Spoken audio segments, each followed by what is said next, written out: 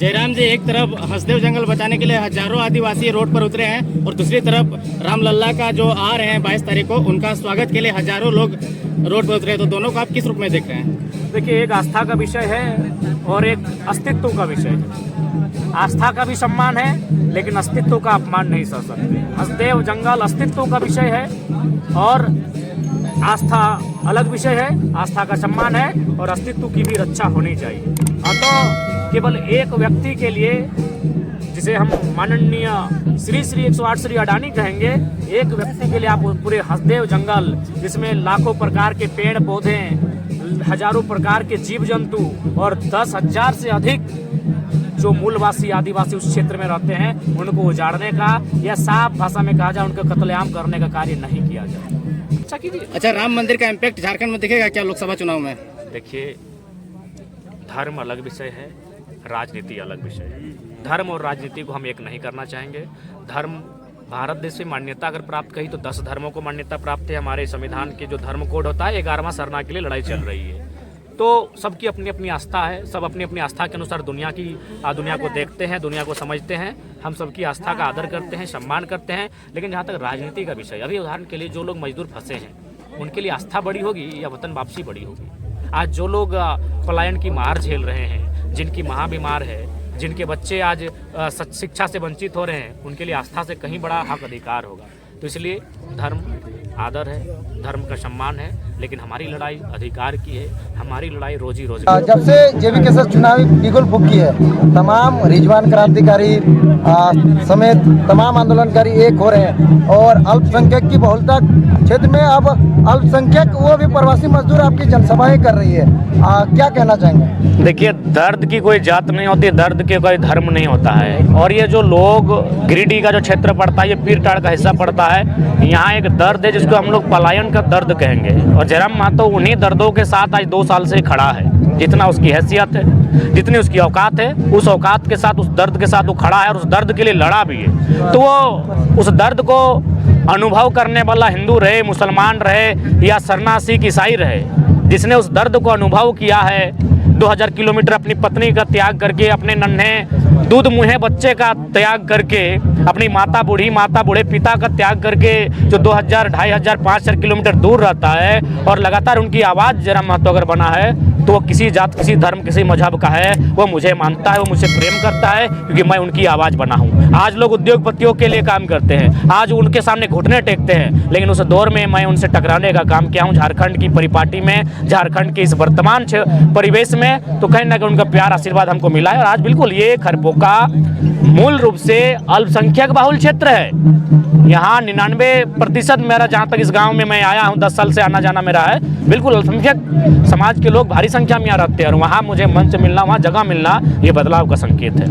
यहाँ के लोकल विधायक को आपको सुनने में आया कि प्रोग्राम रद्द करवाने के, हाँ, खुद व्यापारी बना है। वो क्या कहेंगे ना कि जो माननीय सुदीप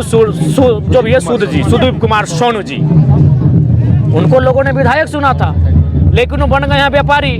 गिरिडीह के हर फैक्ट्री में उनकी आधी है हिस्सेदारी, और आज लोग उनका समर्थन करेंगे तो दुर्भाग्य होगा। अभी कौन लोग अल्पसंख्यक जो ज़कात को मानते हैं, ज़कात का मतलब अपनी कमाई का कुछ प्रतिशत हिस्सा गरीबों को दे देना, जरूरतमंद लोगों को दे देना, और सुदीप सोनू से व्यापारी का वकालत कर रहे हैं, ये दुर्भाग्य का विषय है। तो खैर, मैं उनको भी यही संदेश दूंगा कि सुदीप सोनू की संपत्ति का आकलन कीजिए, विधायक बनने से पूर्व और नाच गान के साथ स्वागत किया, तो संथाली समाज की वोट किस तरह से तब्दील होगी? देखिए, मैंने स्पष्ट कहा कि नेतृत्व ऐसा हो जो किसी भी समाज का, लेकिन सब समाज के विकास की बात करे।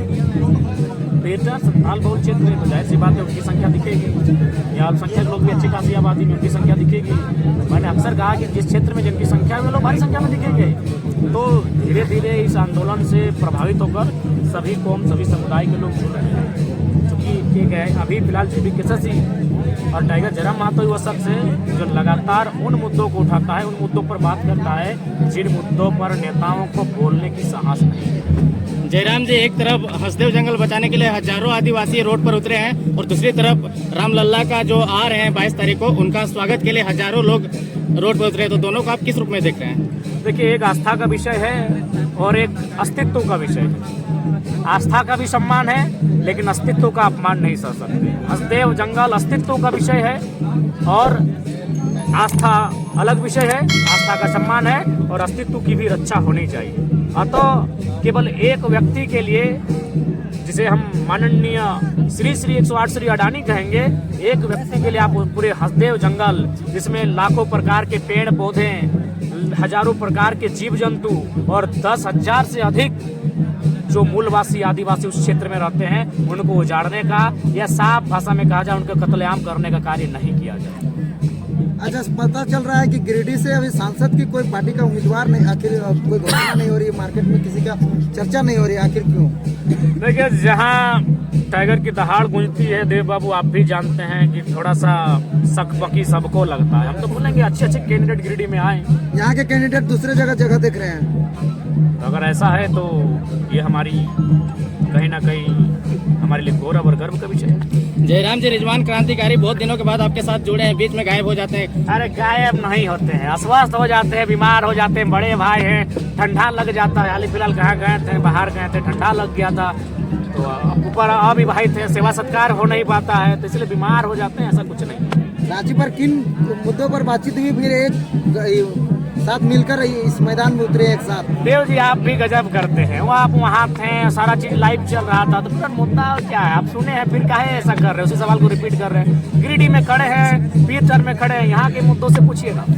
पीरटांड की सबसे जनताओं को जैसे क्या आप दीजिएगा? अगर गिरिडीह में लगभग 5,000 के आसपास कंपनियाँ हैं, चाहे माइंस की बात करें या फिर अन्य फैक्ट्री, छोटी मोटी उद्योगों की बात करें, तो वहाँ अगर आज के डेट में विधायक सांसद अपना चंदा लेना छोड़ दे तो 100 रोजगार सृजन होंगे, यानी लाखों केवल गिरिडीह की कंपनियों में और फैक्ट्रियों में रोजगार का सृजन होगा। लेकिन बशर्ते इनको चंदा का धंधा छोड़ना होगा, और ये छोड़ना नहीं चाहते हैं। इसलिए 2024 में जनता इन्हें पहले विधायकी और सांसद ही छुड़ाएगी, और जो नए सांसद विधायक आएंगे वो चंदा का धंधा छोड़ देंगे। पहले से फरजान खान आपके पास थे, आज रिजवान क्रांतिकारी भी आपके पास है, कैसा फील कर? अरे कल शाहनवाज अख्तर भी हमारे पास होंगे। अभी है और गदर से ले ताकत महसूस कर रहे हैं। गदर झारखंड में 2024 में कैसा फील कर? ताकत इतना महसूस कर रहे हैं कि आप कहिए मत। अच्छा, आपने संगठन का विस्तार किया है, पद का बांटना भी शुरू किया है। आपने कैंडिडेट का घोषणा कब कीजिएगा? बाकी लोकसभा का अपना वाला तो कर दिए हैं। का घोषणा और 4-5 दिन में हो जाएगा, और आप लोग को बुला के करेंगे, सबके सामने करेंगे। अच्छा जयराम जी, एक बड़ी सवाल है कि आपके साथ हजारों लाखों लोग कहीं पे आंदोलन में उतर जाते थे, लेकिन आपने केंद्रीय कमेटी में जो व्यक्तियों का नाम लिखा है, बहुत सारे लोगों का कहीं ना कहीं दिल टूटा है, उनको क्या कहना नहीं जी, दिल को हम लोग उसमें पहले कोलगेट देंगे, फिर कुछ मस्ती देंगे, ऐसा जोड़ेंगे कि जीवन में नहीं टूटेगा। भ्रमित ना हो। उनको क्या जयराम महतो एक ऐसा शख्स है जो किसी को नाराज होते हुए नहीं देख सकता। अरे मेरा बस चले तो हम सेंट्रल अध्यक्ष बारों को बना दे, लेकिन सेंट्रल अध्यक्ष बारों को बन नहीं सकता है। बात समझिए, हम बहुत भावुक इंसान है, बहुत कोमल इंसान है, हम सबका ख्याल रखते हैं। उनको बोलिए, उनके धीरज की परीक्षा है, जैसे जैसे समय बीतेगा उनका धीरज की परीक्षा ली जा रही है। लिस्ट बन के तैयार है, प्रत्येक दूसरी सूची जारी होगी, दूसरी, तीसरी, चौथी, पांचवी सब सूची जारी होगी, और हर एक शख्स जिसको आप देखना चाहते हैं वो हमारी केंद्रीय कमेटी, हमारी प्रमंडलीय कमेटी, हमारी प्रदेश कमेटी का हिस्सा होंगे, हमारी जिला कमेटी का हिस्सा होंगे, हमारी प्रखंड कमेटी का हिस्सा होंगे। हर एक शख्स वहाँ आपको दिखेगा। और कितने लोगों को जो आंदोलन से भी दूर दूर? अरे देव जी, आप सीधा बताइए, और कितने लोग दिखने चाहिए? हाँ बताइए, आप बताइए कितने लोग और दिखने चाहिए? जितने लोग शुरू से अभी तक थे सारे लोग दिखेंगे। आप किन्हीं का नाम बताइए। जैसे सूर्य सिंह बेसरा, गीता सिंह, सूर्य सिंह बेसरा वो अभिभावक है, वो कोच है, समझिए चीजों को। यानी कि अंदर से आप लोग को सब सूची तैयार करके दे रहे हैं कि बाबू लोग तुम लोग नेक्स्ट सीएम बनो। आप समझिए, जैसे मान के चलिए आप बात करते हैं, सुनील गावस्कर अभी भी जिंदा है ना, अभी गिल साहब भी खेल रहे हैं, तो गिल और गावस्कर को एक ही पिच में हम बैटिंग करने उतार दे, रन आउट हो के खतरा होगा कि नहीं?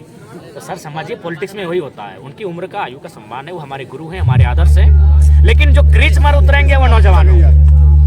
अच्छा, जो टैग लग रहा था आदिवासियों का, मतलब सवाल कर चुके हैं और हम उतने बार जवाब दे चुके हैं कि मैथन में जिस परिवार को इंसाफ मिला वो आदिवासी परिवार था, रामगढ़ में जिस परिवार को इंसाफ मिला वो आदिवासी परिवार था, मांडू में जिस परिवार को इंसाफ मिला वो आदिवासी परिवार था, कोल्हान में जिस परिवार को इंसाफ मिला वो आदिवासी परिवार था।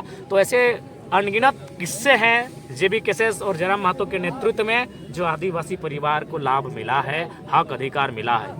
गोविंदपुर में जो इंसाफ मिला वो अल्पसंख्यक परिवार का था, चंदन क्यारी में जिसको इंसाफ मिला वो अल्पसंख्यक परिवार था, गोमिया में जो परिवार को इंसाफ मिला वो यदुवंशी समाज का था, जो चंदन क्यारी में इंसाफ मिला वो स्वर्ण समाज के लोग थे जनाब, जो भोली में इंसाफ मिला वो अनुसूचित जाति वर्ग से आने वाले लोग थे, जो गोविंदपुर में इंसाफ मिला वो मंडल समाज के व्यक्ति थे। जयराम जी लगभग कितने करोड़ मुआवजा दिए होंगे अभी तक? आप लोग तो आकलन होगा, आपके पास मीडिया वाले हैं, नहीं करने से भी अगर लगभग देहांत के उपरांत अगर मजदूरों की बात कही जाए तो मुझे लगता है अनुमानित 10 करोड़। नियोजन भी, और नियोजन की अगर बात की जाए तो नियोजन अलग विषय है, अगर मुआवजा की बात की जाए तो केवल देहांत के उपरांत 10 करोड़ और बाकी जिनका किसी का 15 मैंने 2018 का मीटर था, 19 का मीटर था, ऐसे भी मीटर हम लोग लगभग 2 दर्जन सॉर्ट आउट पद मिल जाता है तो क्या कीजिएगा? वो आप बताइएगा, जनता को आप बताइए, ये तो मीडिया का काम है ना। आज देखिए मोदी का कैसा मीडिया लोग महिमा मंडन करता है, बेरोजगारी है फिर भी महिमा मंडन करता है, जो गरीब हो रहे हैं, जंगल उजड़ रहा है, अडानी के नाम पे जमीनों को कैप्चर कर रहे हैं फिर भी महिमा मंडन हो रहा है। तो आप इस चीज को झारखंड में दिखाइए कि एक साधारण सा लड़का जो कहीं कुछ का नहीं है, वो मुखिया नहीं है, वो आज 10 करोड़ का मुआवजा मामूली राशि नहीं होता है, वहां तक अगर पहुंचाया है। तो अगर उस टीम को, उस संगठन को 1-2 पद मिल जाए, अगर राज्य की सत्ता में अब एक स्थान मिल जाए तो क्या बदलाव हो सकता है, ये आप लोग भी कभी